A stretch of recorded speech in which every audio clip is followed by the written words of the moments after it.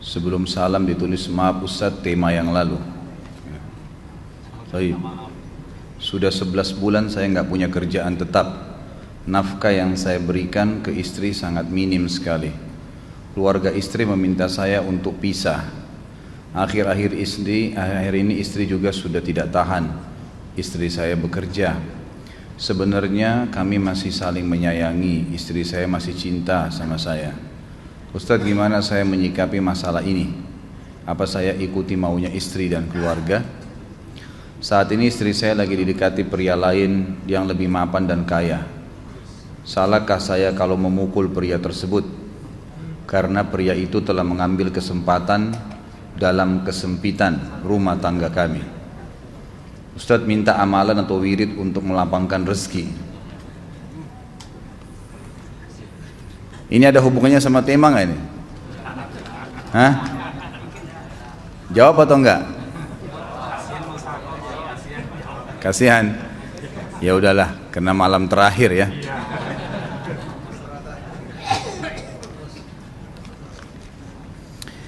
Yang pertama sekali, saya menyarankan Anda saran dari laki-laki ke laki-laki. Prinsiplah, dan jangan merendahkan diri di hadapan wanita. Maksudnya begini, pada saat seorang wanita yang menjadi istri Anda membutuhkan Anda, tunjukkan kebutuhan kita 1000 kali daripada dia. Dia sayang, dia perhatikan, dia siap berkorban. Kita harus 1000 kali lebih hebat daripada itu. Laki-laki memang penaung. Tapi kapan dibalik? Kalau saya pribadi, kapan dia tidak butuhkan menunjukkan kebutuhan, saya 1000 kali tidak butuh sama dia. Untuk apa Anda merendahkan diri di depan seorang wanita yang kalau memang dia tidak bisa menjadi seorang istri? Karena kapan wanita sudah menyombongkan diri di hadapan laki-laki, tidak akan ada wibawa sama sekali.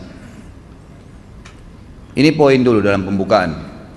Dan selalu saya sarankan siapapun ikhwah yang minta saran saya dalam masalah rumah tangga, yang paling pertama ini saya ucapkan, saya bukan menyuruh Anda menjadi keras, bukan. Tapi saya mengajak Anda untuk punya prinsip dalam hidup. Wibawa, pemimpin rumah tangga. Dibutuhkan kita butuh, tidak dibutuhkan ya sudah. Masih banyak gantinya. Dia mau ganti laki-laki lain, silahkan, ahlan wa sahlan, silahkan. Allah akan gantikan penggantinya yang lebih baik. Dan itu harus bisa kita punya prinsip. Memang begitu. Kalau ini kita terapkan dalam kehidupan kita, kita akan sangat mudah hidup. Terkadang subhanallah ada pengorbanan berat. Berpisah dengan meninggal, berpisah karena masalah dosa yang dilakukan oleh pasangan kita. Jelas haram.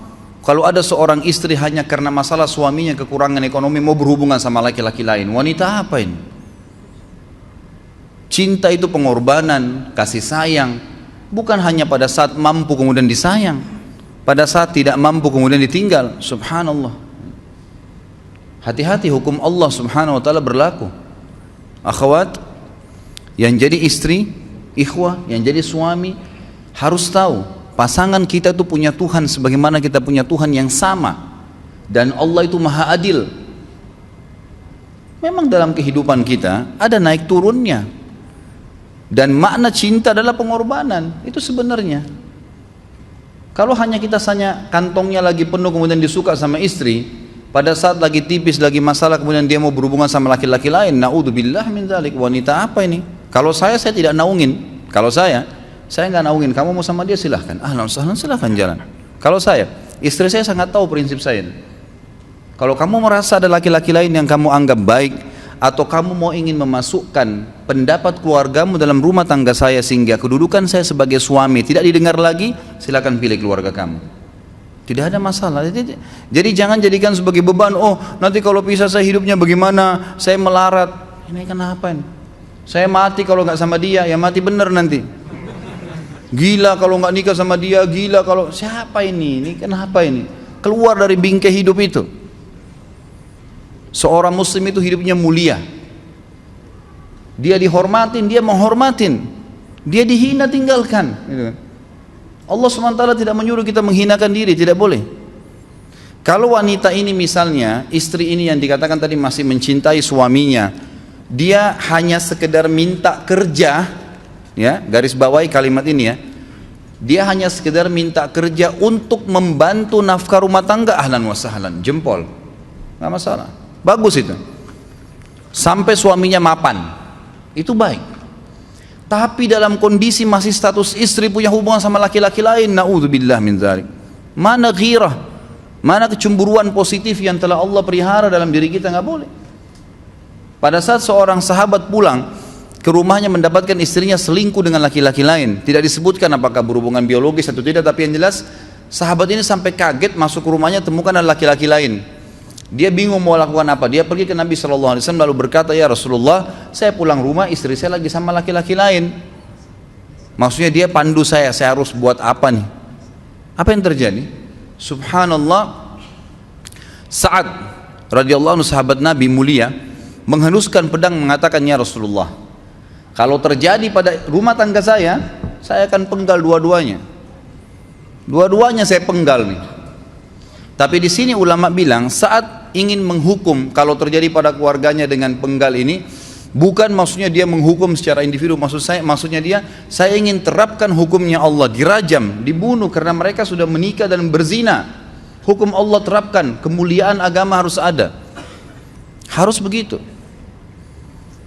Seorang istri yang mau tinggal di bawah naungan kita sementara kita sudah berkorban di bawah terik matahari, sudah bekerja, sudah memilih dia dari sekian banyak wanita, kemudian dia mau berkorban, hormatin dia, junjung dia, lindungin dia, rangkul dia, gitu kan, bela dia, memang harus begitu.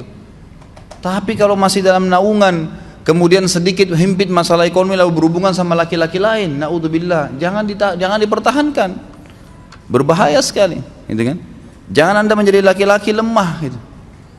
Saya kemarin ditelepon oleh dua orang sekaligus, subhanallah. Sahabat dekat telepon kepada saya, laki-laki.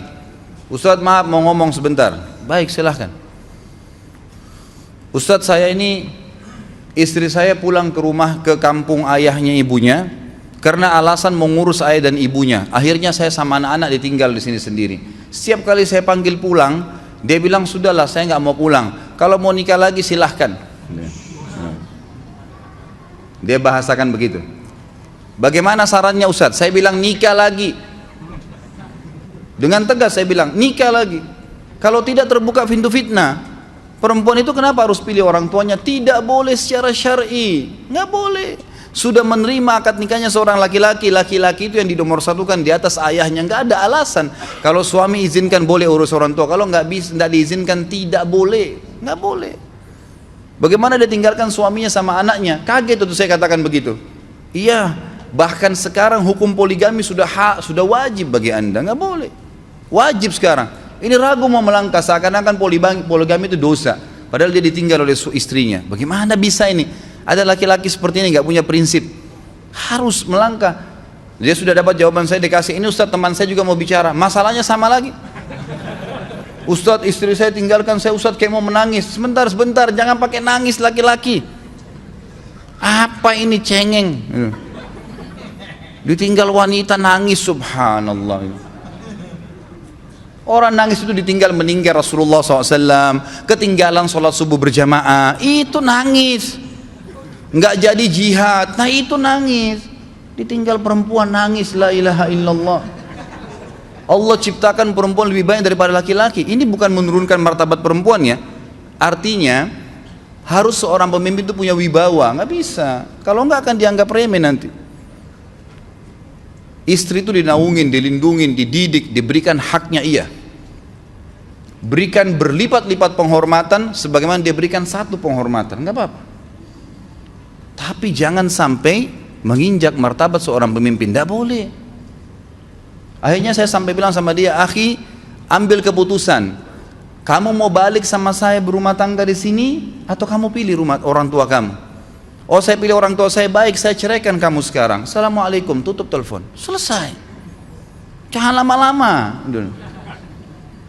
Cengeng sekali. Udah sujud sama Allah, saya masih berat cintanya Allah. Ia minta kepada Allah subhanahu wa ta'ala, ini gampang dihilangkan dari hati.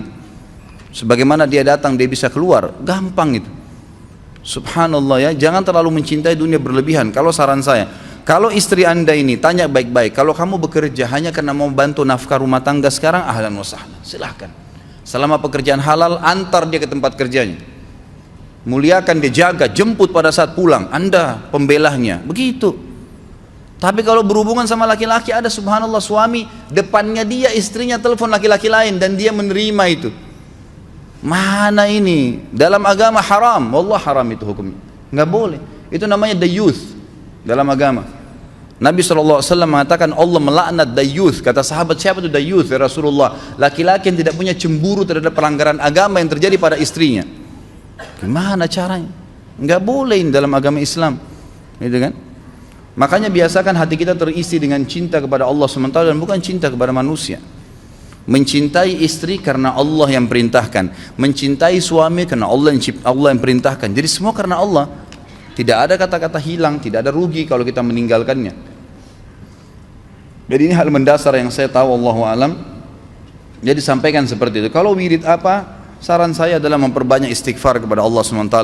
Gunakan momen musibah itu sebagai kesempatan untuk mendekatkan diri dengan Allah Subhanahu wa taala. Begitu ya.